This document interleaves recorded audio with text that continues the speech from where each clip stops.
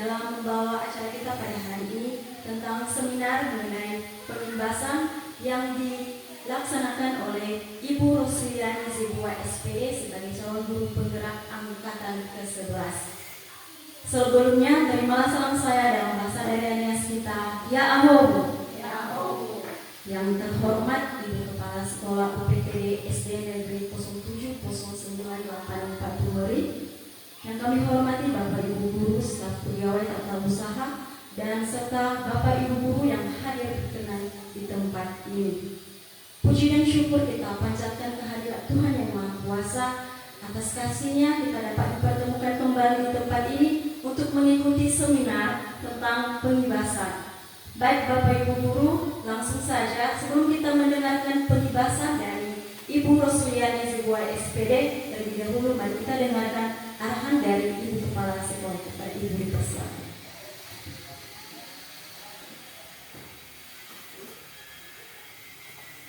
Baik, terima kasih banyak kepada pembawa acara. Pada kesempatan ini kami akan menyapa Bapak dan Ibu Guru. Selamat siang. Pada saat ini, sebagaimana telah direncanakan antara kita dengan Ibu CGP Angkatan 11, bahwa hari ini adalah dia akan melaksanakan pengibasan tentang budaya positif di sekolah kita. Maka kita Bapak dan Ibu Guru memberikan waktu kita untuk mendengarkan dan mengambil manfaat dari materi yang disampaikan oleh Ibu Guru calon guru penggerak angkatan 11 ini. Untuk ini marilah kita sama-sama menyimak dan juga berkolaborasi dan sekaligus juga memberikan tanggapan dan saran atau apapun nanti yang terjadi di dalam proses pengibasan ini. Kita diberikan waktu untuk memaparkan apa saja yang terkait dengan pengibasan yang materi yang disampaikan oleh Ibu CGP. Untuk itu pada siang hari ini atas ridho Tuhan Yang Maha Kuasa, kita akan membuka kegiatan ini dengan sukacita. Kita memberikan semangat kepada Ibu CGP, Ibu Rosliani Zebua. Terima kasih Bapak Ibu Guru, dan sekian, kami silahkan Ibu CGP untuk melaksanakan apa yang menjadi komitmennya pada hari ini untuk kita bersama-sama dapat mengambil apa maknanya. Demikian, dan kami kembalikan kepada Ibu pembawa acara. Baik, terima kasih kami ucapkan kepada Ibu Kepala Sekolah atas arahan sekaligus pembukaan. Dan sekarang langsung saja mari kita mengikuti materi mengenai pengibasan yang dilaksanakan oleh Ibu Rosliani Zebua SPD sebagai calon guru penggerak angkatan ke-11. Kepada Ibu dipersilakan.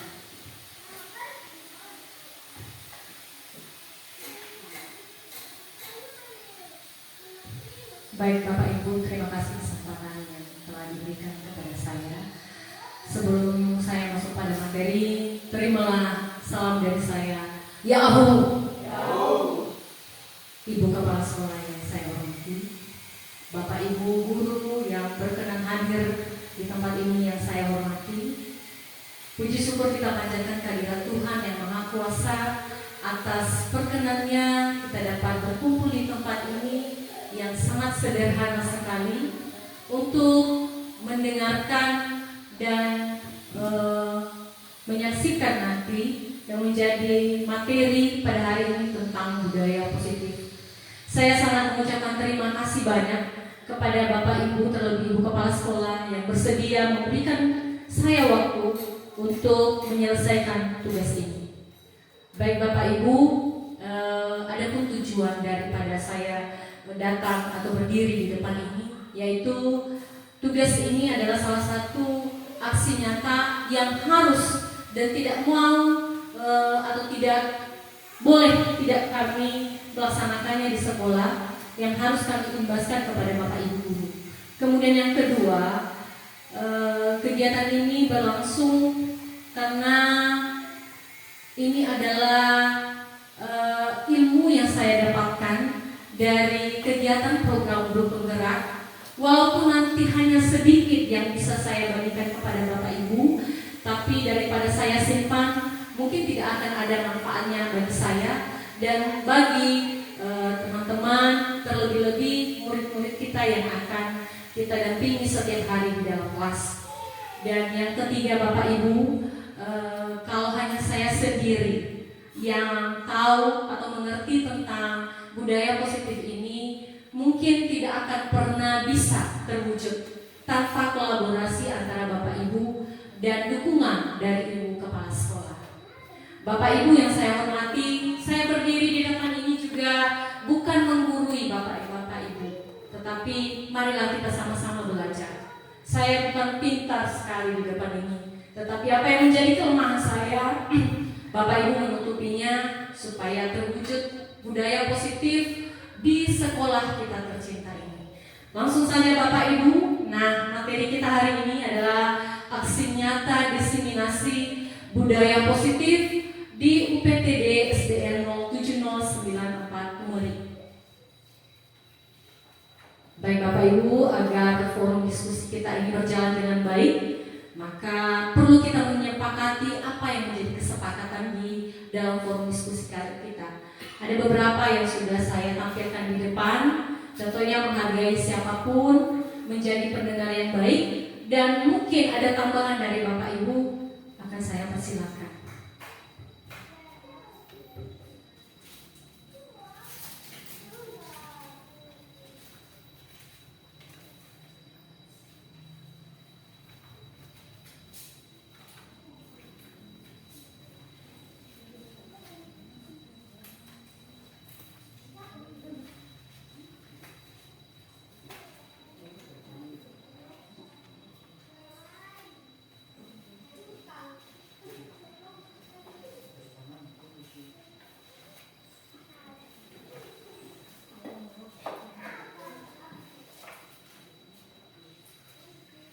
Baik Bapak Ibu, kesepakatan itu mengapa kita tuliskan supaya kita meyakini ya agar kegiatan forum diskusi ini nanti diseminasi budaya positif ini bisa berjalan dengan baik.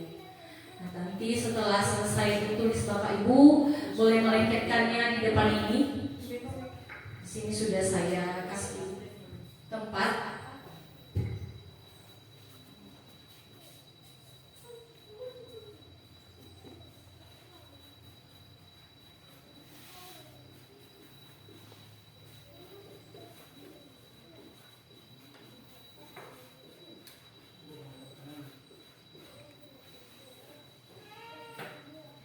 Silakan Bapak Ibu.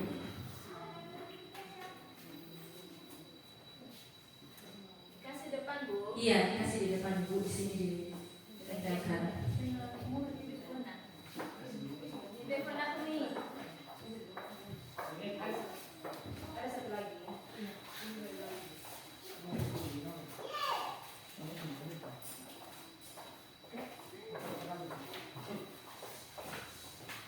Bisa Bu.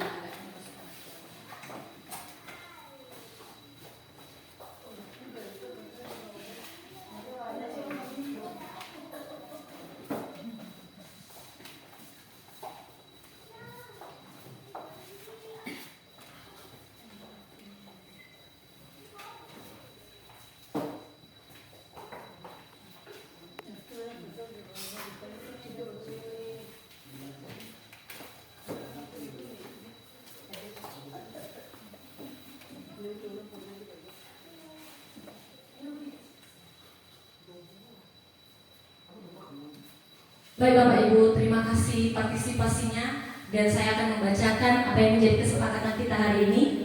Yang pertama sekali, datang tepat waktu. Terima kasih sudah datang tepat waktu, ini sudah disepakati. Kemudian selesai tepat waktu, memberi pendapat, tidak mengganggu rekan kerja saat berdiskusi, dilarang merokok, meminta izin saat keluar, menonaktifkan HP, santai dan fokus, pelan tapi pasti, dan ada satu orang lagi guru yang mengatakan menonaktifkan HP. Dan ini juga satu lagi kegiatan ini bisa dipublikasikan. Terima kasih Bapak Ibu atas partisipasi yang sudah diberikan kepada saya. Baik Bapak Ibu, kita lanjutkan setelah kesepakatan supaya berjalan lebih baik kegiatan kita ini. Nah, ada 3 pertanyaan pemantik. Sebelum kita masuk pada materi ini nanti, pertanyaan pemantik ini apakah kita setuju atau tidak setuju dengan pernyataan-pernyataan di atas, tentang pertanyaan di atas. Misalnya yang pertama ini, hukuman dapat mendisiplinkan anak. Nah, Bapak Ibu, mungkin ada yang bisa memberikan tanggapan bahwa hukuman itu dapat mendisiplinkan anak. Bapak Ibu bisa membantu saya untuk menjawab ini. Ada Bapak Ibu yang bisa? Oke. Ibu. Ya, terima kasih kesempatan yang diberikan kepada saya. Menurut saya bahwa hukuman dapat mendisiplinkan anak. Betul, saya setuju dengan itu bahwa bisa mendisiplinkan anak dengan hukuman. Cuman hukumannya tidak boleh seperti memukul atau sampai berbekas kepada anak tersebut. Mungkin kita bisa memilih hukuman yang lain yang bisa mensupport anak tersebut sehingga dia tidak mengulang lagi perbuatannya dan mendisiplinkannya. Tentunya ada pilihan hukuman yang akan diberikan kepada anak didik itu. Demikian, terima kasih. Terima kasih Ibu Roslina Zebua. Mungkin ada tanggapan yang lain dari kawan-kawan, dari Bapak rekan-rekan guru tentang hukuman ini? Ada? Oke, baik. Mungkin kita lanjut setelah itu. Yang kedua, pemberian hukuman dengan hal positif seperti membaca atau membersihkan halaman sekolah dapat meningkatkan disiplin anak. Kita setuju atau tidak? Siapa yang bisa? Oh iya, ini Bapak Zebua di belakang.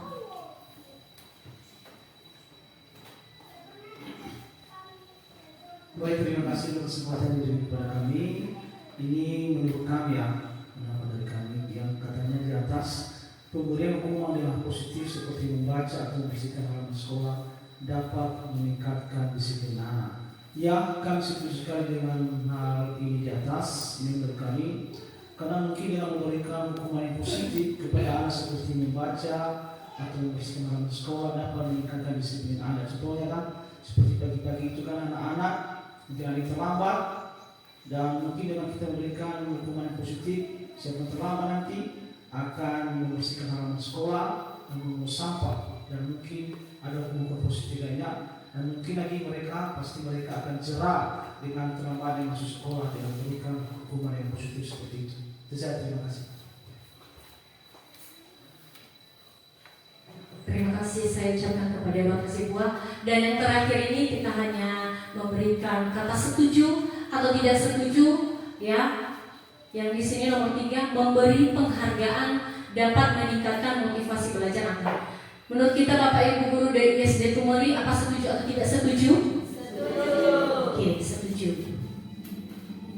Nah, Bapak Ibu, sekarang kita masuk pada yang pertama sekali tentang apa itu budaya positif.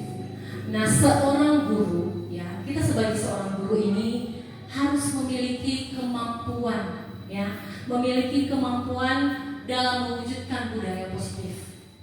Seorang guru itu harus dapat memiliki kemampuan mewujudkan budaya positif. Nah, untuk mewujudkannya itu ada beberapa konsep-konsep yang harus kita miliki, yaitu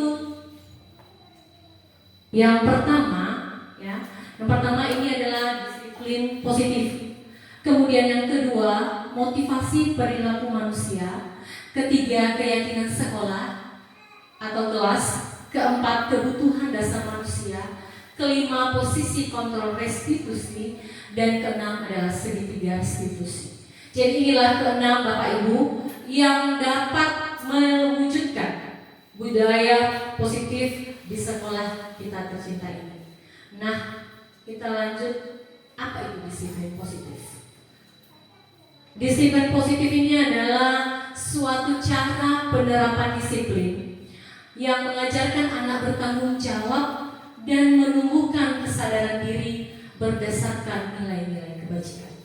Artinya, kalau anak-anak kita sudah tumbuh rasa bertanggung jawab, maka karakter, nilai yang akan keluar dari pribadi anak itu nanti adalah nilai-nilai kebajikan. Apa itu nilai kebajikan? Misalnya, anak-anak kita sekarang ini kan sering datang terlambat. Nah, apa yang menjadi kebajikan? Nilai kebajikan di situ adalah disiplin. Kemudian ada anak-anak kita yang tidak mengerjakan PR. Nah, selama ini kan mereka tidak mau mengerjakan PR. Apa nilai kebajikan yang perlu mereka ketahui di situ adalah tanggung jawab. Nah, selanjutnya Bapak Ibu, dari disiplin positif ini apa tujuannya? Yaitu disiplin positif lebih ke arah disiplin diri, artinya pribadi yang dapat mengontrol diri dalam melakukan segala tindakan, sehingga murid memahami dan menyadari berdasarkan motivasi internal, bukan paksaan, bukan karena ujian ataupun hukuman. Jadi Bapak Ibu, saya pribadi masih belum utuh saya melaksanakan kegiatan budaya positif ini di sekolah. Ya, saya sendiri begitu. Dan dengan kita akan mengenal nantinya tentang budaya positif ini, marilah Bapak Ibu, terlebih saya juga akan memulai dari diri sendiri, ya, mulai dari motivasi internal yang ada di dalam hati kita. Jangan kita berpegang bahwa apabila kita tidak melakukan hal ini, maka kita akan dihukum. Oh, kalau saya melakukan hal ini, nanti ibu kepala sekolah memberikan saya pujian. Jangan. Nah, terlebih-lebih anak-anak kita di dalam kelas. Kadang-kadang anak-anak kita ini kebanyakan karena masih anak-anak, ya, mereka itu suka untuk dipuji. Apalagi kalau disuguhi dengan makanan. Nah, mereka baru berbuat. Jadi pada disiplin positif ini itu tidak diharapkan. Tetapi bagaimana anak-anak itu sadar, ya, dengan apa yang mereka yakini itu adalah baik. Bapak Ibu, ini di atas adalah 6 karakter dalam profil pelajar Pancasila. Kita sangat bersyukur, ya, di tahun yang lalu kurikulum kita, paradigma belajar kita sudah berubah, yaitu kurikulum merdeka, yang mana anak-anak diberikan kebebasan, diberikan kebahagiaan dalam belajar. Artinya guru bukan menjadi fokus untuk memberikan pembelajaran, tetapi anak-anak yang menjadi fokusnya atau yang menjadi utamanya. Nah, apa itu karakter? Dengan tadinya ada disiplin positif, maka terciptalah karakter yang ada pada diri anak-anak kita. Misalnya, beriman, bertakwa kepada Tuhan Yang Maha Esa dan berakhlak mulia. Kemudian mandiri, berkebinekaan global, bergotong royong, kreatif, dan bernalar kritis. Bapak Ibu, ini sudah hal yang biasa kita laksanakan di sekolah. Contohnya beriman dan bertakwa. Beriman dan bertakwa ini kegiatan yang sering kita laksanakan itu seperti di pagi hari, ya, sebelum melaksanakan kegiatan pembelajaran dan sebelum pulang kita selalu melakukan kegiatan berdoa kebaktian. Kemudian sekarang ini di sekolah kita juga sudah mencanangkan kegiatan kebaktian akhir bulan, dan setiap hari-hari besar kita melaksanakan memperingati kegiatan Natal. Nah, ini sudah terwujud di sekolah SD Tumori yang beriman dan bertakwa. Kemudian mandiri. Mungkin ada dari Bapak Ibu guru yang bisa memberikan contoh tentang mandiri. Bagaimana anak-anak itu mandiri di dalam kelas atau mandiri di luar sekolah. Saya minta pendapatnya mungkin dari Ibu Saluku.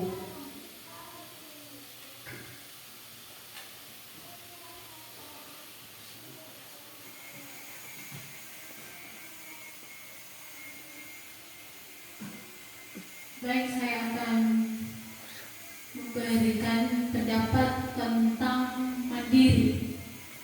Menurut saya, sikap mandiri di sekolah adalah kemampuan individu untuk mengatur dirinya sendiri dan tidak tergantung kepada orang lain.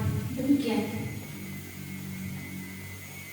Terima kasih Bu, itu sangat benar sekali bahwa mandiri itu adalah anak-anak kita itu tidak bergantung dengan orang lain. Jadi yang kita harapkan anak-anak di kelas kita itu ya, terlebih-lebih kalau kita memberikan ke mereka penugasan, jangan mereka menyontek, ya, jangan menyontek kepada teman yang di sebelahnya. Kemudian kebinekaan. Berkebinekaan global ini adalah bagaimana anak-anak itu bisa menghargai perbedaan. Yang mana perbedaan itu di negara Indonesia ini banyak sekali suku, budaya, agama, ya. Kemudian ada istiadat yang pun berbeda-beda. Tapi kita beruntung, kita sudah diberikan semboyan bangsa Indonesia, yaitu Bhinneka Tunggal Ika. Selanjutnya bergotong royong. Bergotong royong ini sudah kita lakukan, yaitu setiap hari Jumat sekali dalam sebulan kita melaksanakan gotong royong. Dan kreatif, anak-anak sudah kreatif, ya, kelihatan di dalam kelas saya ini di kelas 4, anak-anak sudah memberikan kreativitasnya dengan menempelkan hasil karyanya di dinding-dinding kelas. Dan yang ketiga, bernalar kritis.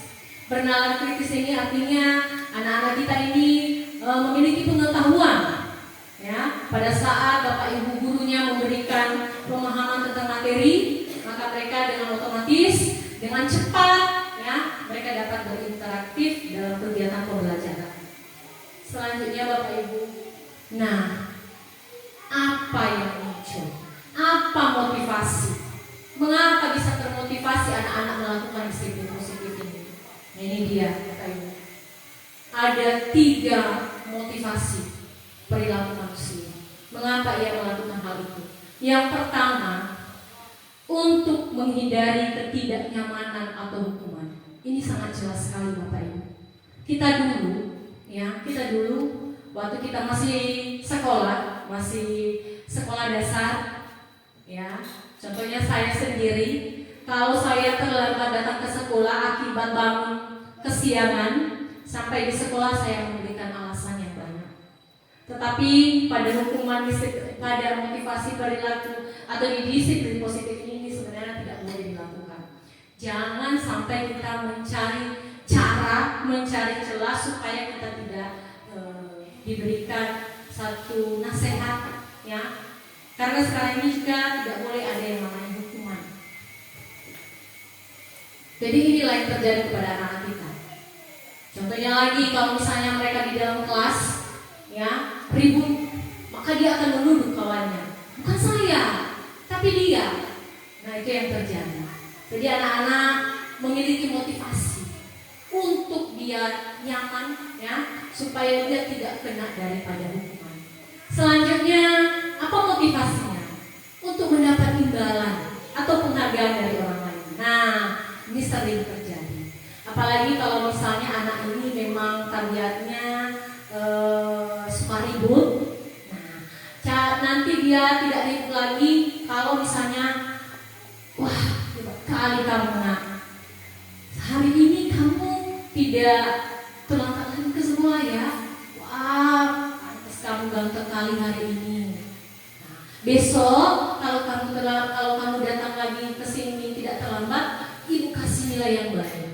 Nah, inilah motivasi daripada perilaku manusia. Kemudian yang ketiga, untuk menjadi orang yang mereka inginkan dan menghargai diri sendiri dengan nilai-nilai yang mereka percaya. Inilah yang kita butuhkan sekarang Bapak Ibu, baik kita maupun anak-anak didik kita, yang bisa menghargai diri sendiri dan kita memiliki nilai-nilai yang kita percayai. Artinya jangan kita melakukan hal tersebut itu hanya karena ada hukuman atau hanya karena ada imbalan. Jangan Bapak Ibu. Artinya motivasi-motivasi yang negatif yang ada di dalam diri kita, mari kita tinggalkan, tetapi mari kita wujudkan motivasi-motivasi yang positif. Selanjutnya Bapak Ibu, dari motivasi tersebut maka adalah yang disebut dengan keyakinan sekolah atau keyakinan kelas. Ya, benar yang pertama tadi waktu kita memulai kegiatan forum diskusi ini sudah dilaksanakan kesepakatan forum diskusi atau keyakinan forum diskusi.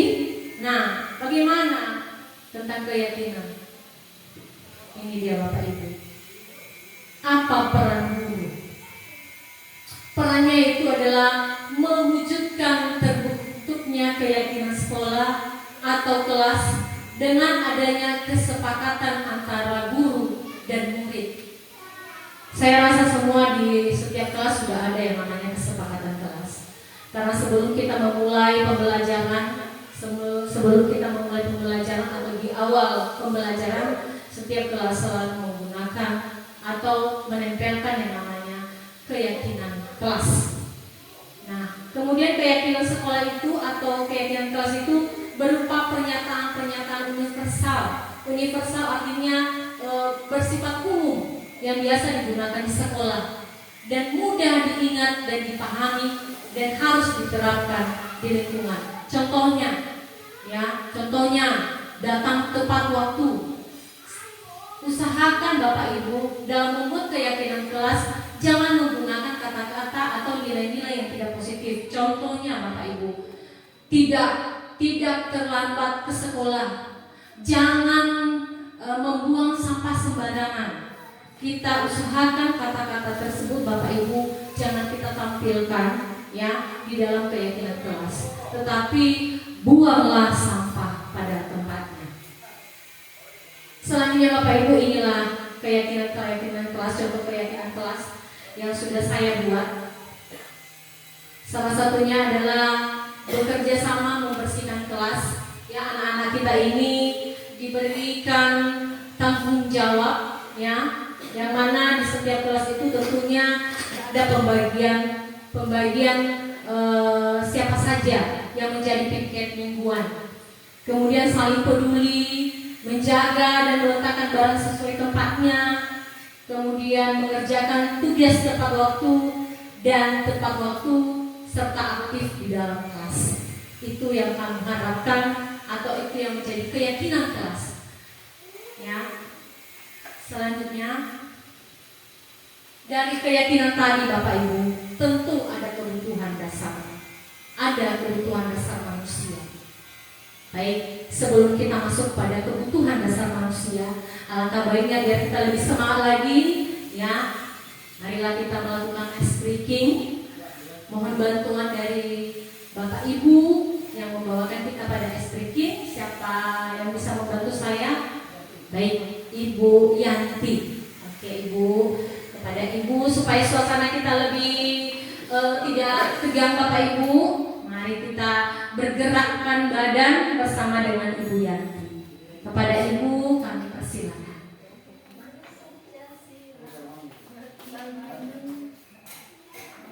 Masih ada semangatnya Bapak Ibu? Semangat. Oke, semangat. Kami ajak Bapak Ibu untuk berdiri semua.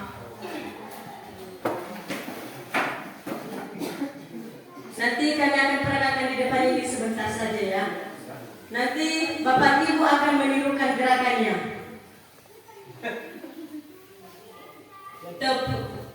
Tepuk dang ding dung namanya.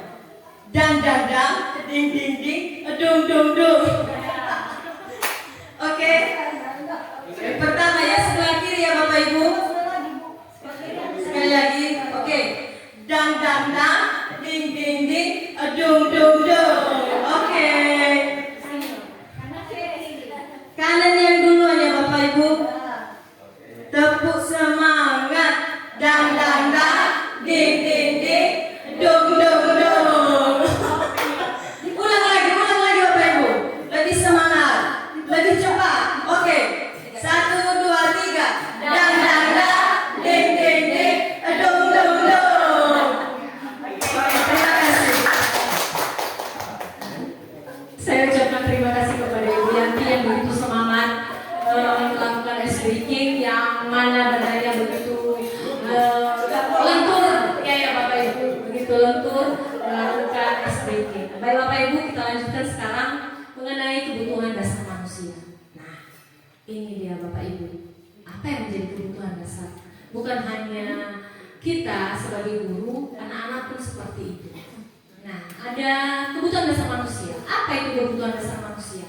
Kebutuhan dasar manusia itu dapat diartikan sebagai sesuatu yang dibutuhkan oleh manusia atau keinginan manusia yang harus dipenuhi demi tercapainya kepuasan rohani atau jasmani untuk keberlangsungan hidupnya. Nah, kebutuhan ini bisa dalam bentuk jasa maupun dalam bentuk barang.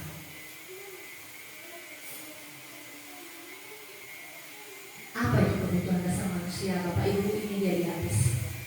Yang pertama sekali, bertahan hidup. Bertahan hidup. Kedua, kasih sayang dan rasa diterima. Kemudian penguasaan, kemudian kebebasan dan kesenangan. Inilah yang menjadi kebutuhan dasar manusia. Ya, manusia melakukan apapun, baik itu tindakan yang salah maupun tindakan yang baik, untuk memenuhi kebutuhannya ini. Orang bekerja tentu dia ingin bertahan hidup, untuk mendapatkan makanan, untuk mendapatkan uang. Begitu juga dengan anak-anak. Ya, anak-anak di sekolah itu perlu disayang, diberi kasih sayang dan diterima, jangan sampai ada perbedaan. Kemudian penguasaan. Kita sebagai guru, ya, kadang-kadang sifat itu ada di dalam hati kita. Pengen ada kekuasaan. Ya, begitu juga dengan anak-anak. Dengan berbagai tingkahnya, ya, anak-anak bisa melakukan hal tersebut. Kemudian kebebasan. Saya mau bebas. Saya tidak mau mengerjakan tugas hari ini. Saya mau bebas. Nah, kemudian kesenangan. Mengapa kita mau bekerja? Mengapa kita mau menuntut ilmu? Supaya kita mendapat kesenangan di kemudian hari. Ya. Kemudian mengapa kita bekerja? Supaya keluarga kita bisa senang. Pada saat kita pulang, kita membawakan sesuatu. Begitu juga dengan anak-anak kita di sekolah. Mereka datang ke sekolah ini, kita mengajar, mereka mendapat ilmu, itu merupakan kesenangan buat mereka. Walaupun begitu banyak tugas yang mereka hadapi. Tapi sekarang di kurikulum Merdeka ini, anak-anak diajarkan untuk berkreasi, berkreativitas, bukan menunggu Bapak Ibu gurunya, tetapi mereka melakukan aktivitasnya sendiri. Selanjutnya Bapak Ibu, ada studi kasus. Nah, di studi kasus ini terkait dari kebutuhan manusia. Nah, pada studi kasus ini ada seorang Ibu Naomi, wali kelas 4 yang sedang bingung. Ya, dia sangat bingung. Ada satu anak muridnya yang bernama Satria, ya, yang seringkali meminta bekal kepada teman-temannya. Dan bukan hanya meminta dengan baik-baik, tetapi menggunakan kekerasan. Jika kita berada pada situasi tersebut, apa yang akan kita lakukan? Menurut Anda, kira-kira apa alasan Satria? Nah, apa alasan si Satria ini melakukan itu? Ini terkait dengan kebutuhan manusia, terkait dari kebutuhannya si Satria. Mengapa dia bisa melakukan hal itu? Nah, ini alasan yang pertama Bapak Ibu, terkait dengan bertahan hidup. Kadang orang tua kita di rumah tidak memberikan kita bekal. Anak-anak juga begitu. Ya, namanya juga Bapak Ibu, orang tua kita ini tidak sama-sama semua. Mungkin Bapak Ibu ada orang tuanya yang belum lagi pagi sekali sudah berangkat kerja, jadi lupa untuk menyiapkan bekal, hanya cukup untuk sarapan di rumah. Yang kita tahu sekarang ini kan anak-anak pulang sampai jam 12 karena kegiatan-kegiatan yang banyak di sekolah. Jadi supaya dia bertahan hidup, maka inilah yang dia lakukan. Dia mengambil dengan paksa. Nah, dengan hal ini, dengan dia lapar, ya, karena orang tuanya tidak membawa bekal, ini tercakup pada motivasi atau kebutuhan hidupnya, yaitu bertahan hidup atau survival.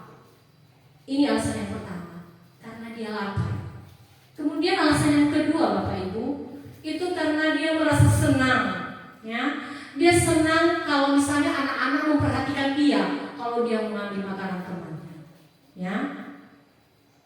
Dan ketika temannya melaporkan, ya, maka dia merasa, wah, saya hebat, saya senang sekali.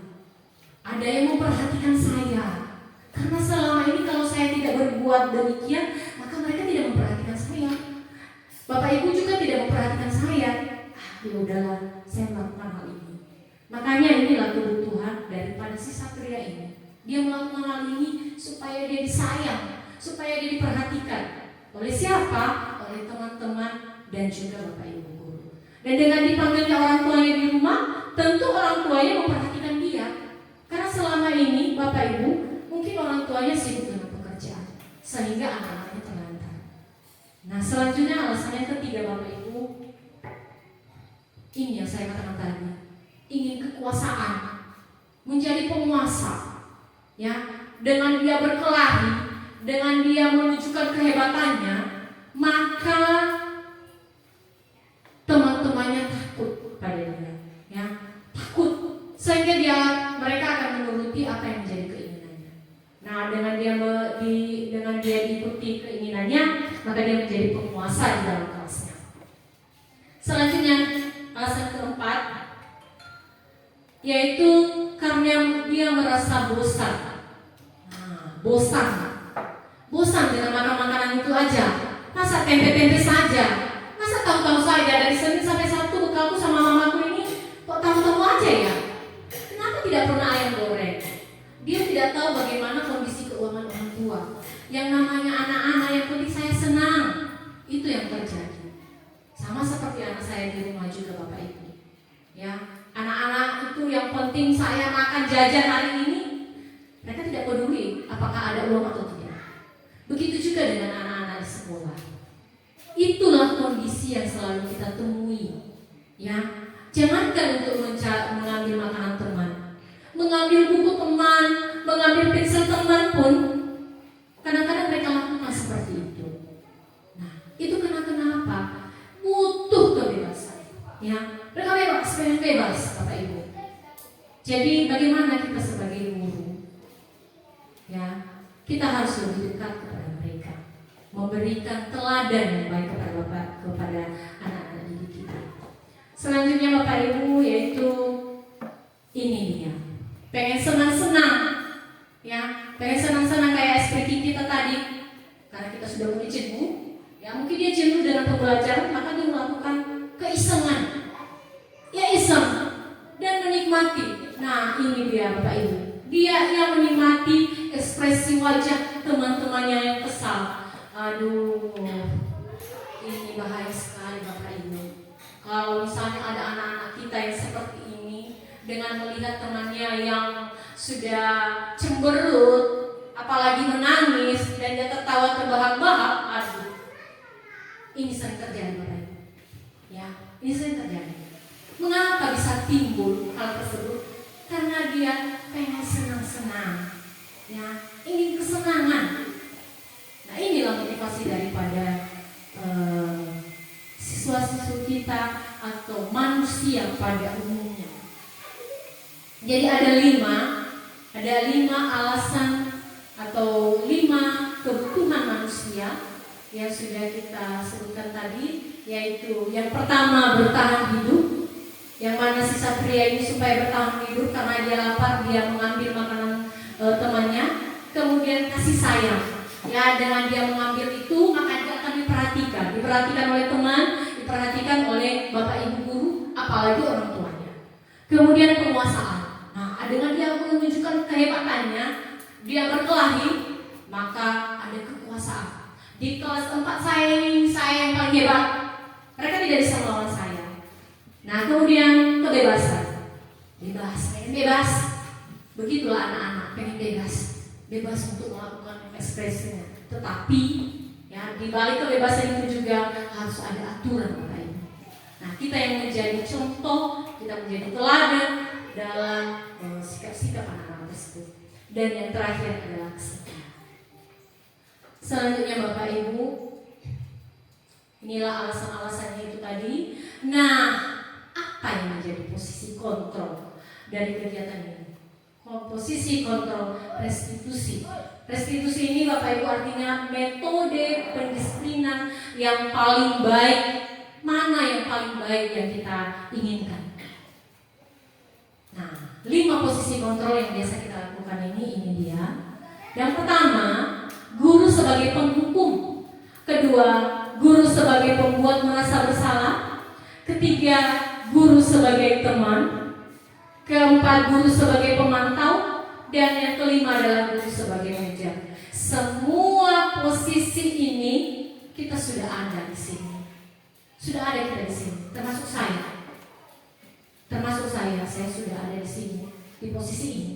Sebagai penghukum, sebagai pembuat bersalah, sebagai teman juga kepada anak-anak kita, sebagai pemantau, dan sebagai manajer. Nah, ini dia Bapak Ibu. Pada tabel di atas ini, bagaimana itu motivasi, ya? Motivasi, kemudian bagaimana identitas itu, apakah gagal, ataukah berhasil, atau berhasil dan sukses. Nah, identitas gagal ini misalnya sebagai penghukum dan pembuat rasa bersalah. Penghukum dan pembuat rasa bersalah ini adalah di luar kontrolnya si siswa, di luar kontrolnya murid. Mengapa saya katakan demikian Bapak Ibu? Karena ini yang sering kita lakukan. Kadang-kadang anak-anak kita ini namanya kita anak-anak, pengen senang-senang, pengen bebas, pengen suka-suka hati. Nah, karena kita panggil dengan baik-baik, maka anak itu tidak mau mendengar. Maka apa yang guru perbuat? Menghardik, menunjuk-nunjuk, menyakiti, menyindir. Nah, itu yang diperbuat Bapak Ibu. Bukan kita di sini ya Bapak Ibu, tapi ini hanya contoh. Nah, apa yang biasa dikatakan oleh Bapak Ibu guru atau guru yang di sini itu, kalau kamu tidak melakukan, awas ya, rasakan nanti. Nah, apa hasilnya Bapak Ibu dari yang sudah kita perbuat itu? Ini dia Bapak Ibu. Anak akan memberontak. Pada saat kita berkata dengan keras, maka anak akan memberontak dan berusaha menyalahkan orang lain. Ya, terus menyalahkan orang lain dan pastinya akan berbohong. Bukan saya Bu, bukan saya. Padahal dia. Daripada dia dihardik, daripada dia dimarahi, maka dia akan melakukan hal ini. Daripada kamu memukul saya Bu, nah saya berbohong, saya juga aja yang satu itu si A. Nah, apa kaitannya dengan dunia? Nah, maka murid akan meletakkan guru di luar dunia berkualitas, artinya di luar dari pemikirannya, bukan dari dalam hatinya. Dia tidak menyukai guru tersebut. Nah, apa dampaknya? Dia akan mengulangi kesalahan yang sama. Biasa saja dia marah. Sebentar lagi juga dia bakalan berhenti. Nah, ini hasilnya Bapak Ibu. Kalau kita sebagai penghukum, kalau pembuat bersalah, maka apa yang kita lakukan? Biasanya kita berkata begini, kamu seharusnya, kamu sudah tahu, ibu lelah sekali, ibu stres. Nah, apa hasil kepada anak dengan kita berkata seperti itu? Ia akan menyembunyikan, ya, menyangkal, dan bahkan berbohong. Daripada dia berkata seperti itu lagi, nanti aku bersalah lagi kalau saya berkata seperti itu. Udah, aku berbohong saja. Kemudian, apa kaitannya? Ini juga, ya, posisi kontrolnya di luar, bukan dari dalam. Artinya dia menghindari apa yang terjadi. Kemudian biasanya anak-anak akan selalu berkata, maafkan saya ya Bu, saya tidak mengulanginya lagi. Nah, inilah yang terjadi. Setelah dia sadar, bukan sadar karena memang dari dalam hatinya, tetapi daripada nanti ibu ini berkata, memikirkan hatinya si ibu ini, ya udah, saya minta maaf aja lah. Nah, apa dampaknya pada murid? Yaitu merasa rendah diri. Nah, selanjutnya Bapak Ibu, ini dia teman dan sebagai pemantau. Ini juga merupakan identitas berhasil. Kalau yang tadi adalah identitas yang gagal, ini tidak bisa kita pergunakan Bapak Ibu, ya. Ini gagal. Menurut yang sudah saya pelajari, ini gagal. Nah, sedangkan ini berhasil, tetapi masih di luar kontrolnya si siswa, bukan dari dalam hatinya, bukan internalnya, tapi eksternalnya. Nah, ini dia. Misalnya, ya, kalau teman, ayolah lakukan demi ibu. Ya, karena kita masih terlalu dekat kepada anak tersebut, maka kita akan mengatakan, ayolah nak, kamu harus datang ke sekolah tepat waktu ya, biar ibu senang. Ini sebenarnya boleh kita lakukan, tetapi dampaknya pada anak ini adalah ketergantungan. Paling-paling ibu nanti bilang lagi, jangan begitu lagi nak. Nah, kemudian anak lemah dan tidak mandiri.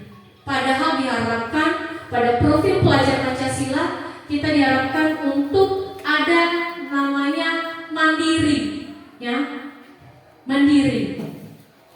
Kemudian pemantau. Nah, sama juga ya Bapak Ibu, ya, yang mana hasil daripada murid tersebut nanti adalah menitipkan beratkan pada sanksi atau hadiah pada dirinya. Dan yang terakhir, Bapak Ibu, ya, adalah identitas berhasil atau sukses. Nah, inilah yang diharapkan kepada kita Bapak Ibu. Di sini kita berada sebagai manajer. Artinya anak-anak bisa menghargai dirinya sendiri. Artinya dia muncul, ya, muncul penguatan di dalam dirinya. Apa contoh-contoh pernyataan yang bisa dilakukan oleh guru kepada siswa misalnya? Kita kan di dalam kelas sudah membuat kesepakatan atau keyakinan kelas. Tentu apa yang menjadi keyakinan kita itu bukan guru yang membuat, tetapi siswa bersama siswa, ya, membuat keyakinan kelas. Artinya apa yang sudah dibuat itu diyakini di dalam hati, di dalam dirinya bahwa itu adalah yang terbaik. Nah, ini dia. Apa yang kita yakini? Kembali saya katakan tadi, misalnya dia terlambat, kan sudah kita buat di keyakinan kelas bahwa datang tepat waktu. Artinya nilai kebajikannya di situ adalah disiplin. Nah, dengan Bapak Ibu guru berkata seperti ini, maka ada hasil yang muncul, yaitu menguatkan pribadi si siswa kita, menguatkan pribadi murid kita, dan murid akan meletakkan dirinya sebagai individu positif, ya, dalam dunia berkualitas. Nah, inilah yang diharapkan sekarang ini di budaya positif ini. Kita sebagai guru harus menjadi seorang manajer. Nah, dan dampak dari kesemuanya ini adalah anak-anak dapat mengevaluasi dan mencari cara untuk memperbaiki dirinya. Nah, Bapak Ibu, inilah 5 posisi kontrol, ya, yang sering terjadi di dalam dunia pembelajaran, di dunia sekolah, di lingkungan sekolah, baik di sekolah kita ataupun di sekolah manapun, ya. Posisi kontrol ini pun selalu terjadi. Baik Bapak Ibu, sebelum saya lanjutkan, mungkin ada yang mau memberikan pertanyaan sebelum saya lanjutkan.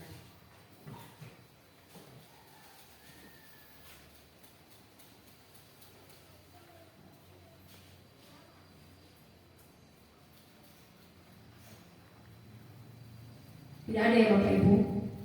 Oke, kita lanjut ya Bapak Ibu. Sekarang kita masuk pada posisi kontrol restitusi. Posisi kontrol restitusi ini adalah di antara kelima posisi kontrol, maka yang perlu digunakan oleh seorang guru adalah sebagai manajer. Kemudian, sebagai manajer ini, guru dapat berbuat sesuatu bersama murid, kemudian mempersilahkan murid, bertanggung jawab, mendukung murid agar dapat menemukan solusi. Kemudian kalau kita berada di posisi manajer lagi, yaitu mengacu pada restitusi yang dapat menjadikan murid sebagai manajer bagi dirinya sendiri, ya, sehingga dapat tercipta identitas positif pada diri murid. Nah, ini segitiga restitusi. Ini segitiga restitusinya. Nah, apa itu segitiga restitusi? Segitiga restitusi adalah proses menciptakan kondisi bagi peserta didik untuk memperbaiki kesalahan mereka sehingga mereka bisa kembali pada kelompok mereka dengan karakter yang lebih kuat. Apa karakter-karakter tadi? Ada 6, termasuk beriman, bertakwa, berkebinekaan tunggal, mandiri, ya, bernalar kritis. Itu yang akan didapatkan oleh siswa-siswi kita dan kita sendiri. Selanjutnya Bapak Ibu, apa yang menjadi tahapan dalam segitiga restitusi? Ini dia. Yang pertama, menstabilkan identitas. Kedua, validasi tindakan yang salah. Ketiga, menanyakan keyakinan. Nah, bagaimana dengan menstabilkan identitas? Bapak Ibu, menstabilkan identitas itu dilakukan berdasarkan prinsip bahwa membuat kesalahan adalah bagian dari proses pembelajaran, ya, yang nantinya akan menggeser identitas gagal menjadi identitas sukses. Yang mana tadi kita sebagai penghukum, maka kita berubah menjadi posisi kontrol sebagai manajer. Kemudian ini kata-kata yang bisa kita gunakan kepada anak kita, ya, pada saat kita menjadi posisi manajer, ya, agar anak-anak kita ini dapat merefleksikan dirinya, sadar, ya, akan perbuatan yang telah ia perbuat. Selanjutnya Bapak Ibu, ini validasi tindakan yang salah.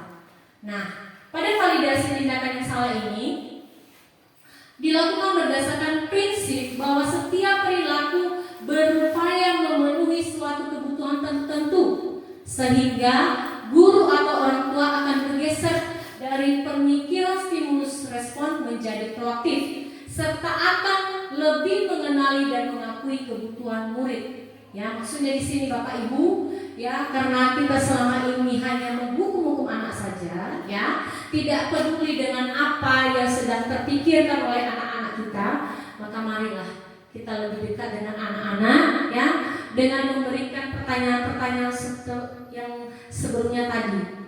Apa yang sudah kita yakini? Apa yang timbul dalam hatimu, nak, kalau misalnya kamu melakukan hal tersebut? Kemudian ini lagi validasi tindakan yang salah. Kita akan menanyakan, kamu pasti punya alasan mengapa melakukannya. Apa yang penting bagi kamu? Nah, kemudian kamu boleh tidak berusaha menjaga sikap itu, tapi tambahkan yang lain. Tambahkan yang lebih baik lagi. Kemudian kita akan berkata, maukah kamu belajar cara lain untuk mendapat yang kamu butuhkan tanpa harus memukul? Ya, itu yang sering terjadi Bapak Ibu kepada anak kita. Dengan memukul teman, berkelahi dengan teman. Jadi kita memberikan pernyataan-pernyataan, maukah kamu belajar? Ya, maukah kamu belajar dengan cara lain tanpa harus memukul teman? Kemudian menanyakan keyakinan. Dengan menanyakan keyakinan ini, dengan memberikan pertanyaan-pertanyaan kepada siswa, maka akan muncul motivasi, ya, muncul motivasi di dalam diri si anak, ya, secara intrinsik, sehingga mampu mengaitkan keyakinan dan tindakan yang salah. Kemudian refleksi. Nah, Bapak Ibu, kita sudah sampai pada penghujung materi tentang budaya positif, ya. Dan Bapak Ibu, mungkin pada saat saya menyampaikan materi ini, saya tahu banyak kekurangan dan kelemahan saya. Jadi Bapak Ibu, saya mohon kalau ada yang menjadi refleksi kita dari hasil penghibasan hari ini, saya berikan kesempatan kepada Bapak Ibu. Saya berikan kesempatan. Siapa yang bisa membantu saya memberikan refleksi? Baik kepada Ibu Agama.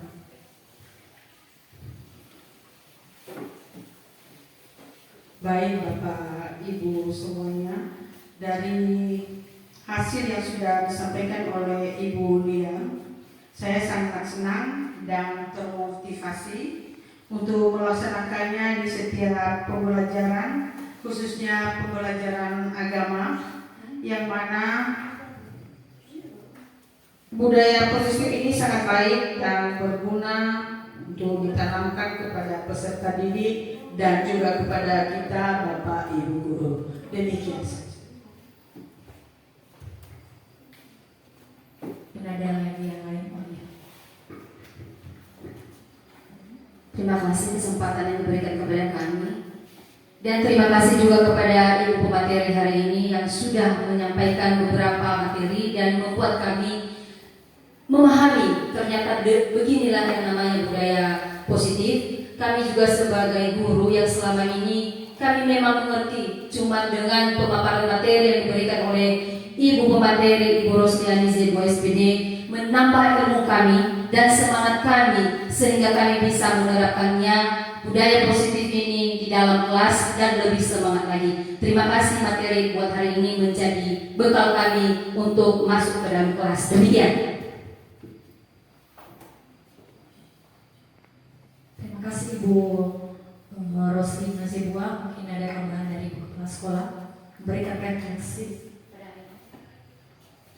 Baik, kami sungguh bergembira ya pada hari ini karena materi kita ini sangat bermanfaat buat kita semua, Bapak dan Ibu guru, dan terlebih-lebih pada masa kini yang difokuskan adalah kebutuhan peserta didik kita.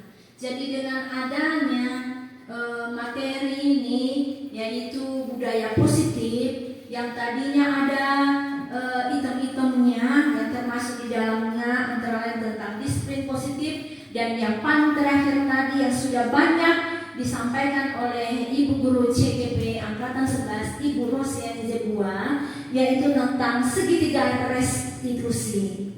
Ya, posisi kontrol restitusi ini adalah sangat membuat kita menginspirasi sekali lah itu. Yang mengapa?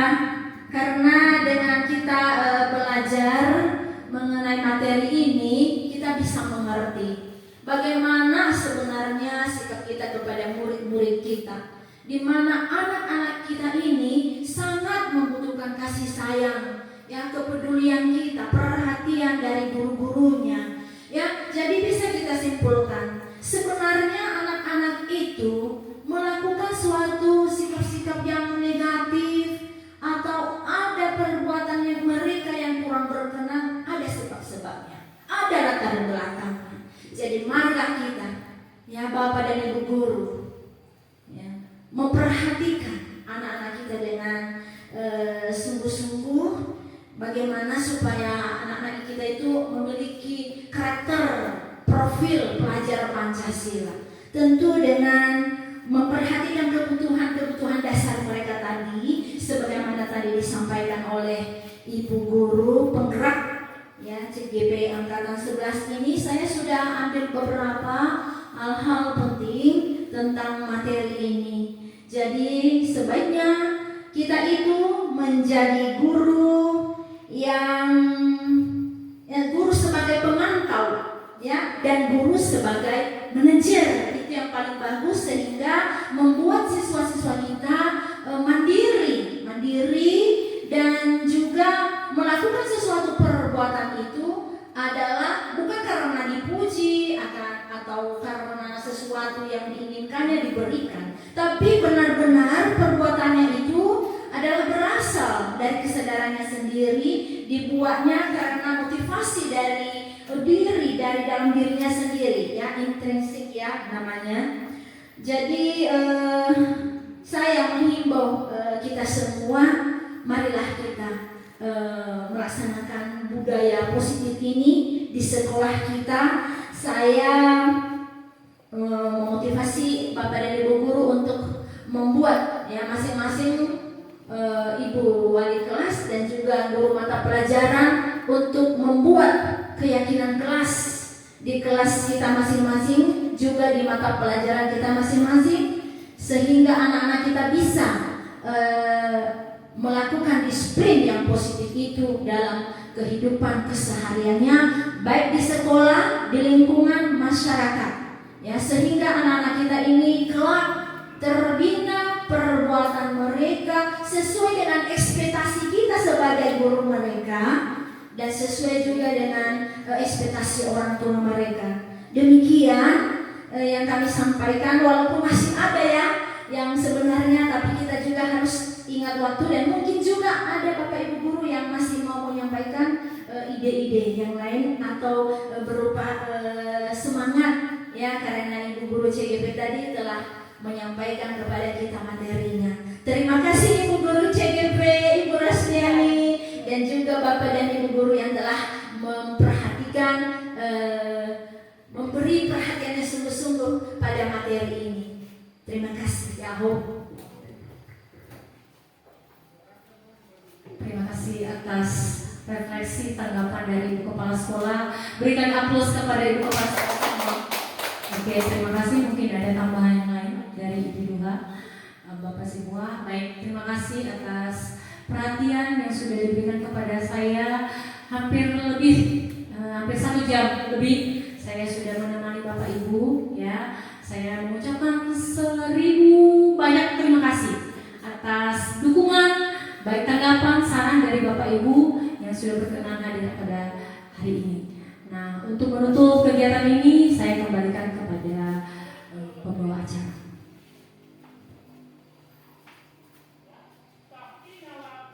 Baik, Bapak Ibu yang terkasih, sebelumnya terima kasih kepada Ibu Rosliani Zebua yang telah menyampaikan materi pada hari ini kepada kita, supaya materi yang telah dipaparkan dapat bermanfaat bagi kita semua dalam proses pembelajaran yang akan kita laksanakan, di mana tadi di situ dikatakan ada budaya positif, di mana budaya positif itu kita sebagai seorang pendidik harus memiliki nilai-nilai positif dalam mendukung siswa-siswi kita lebih maju.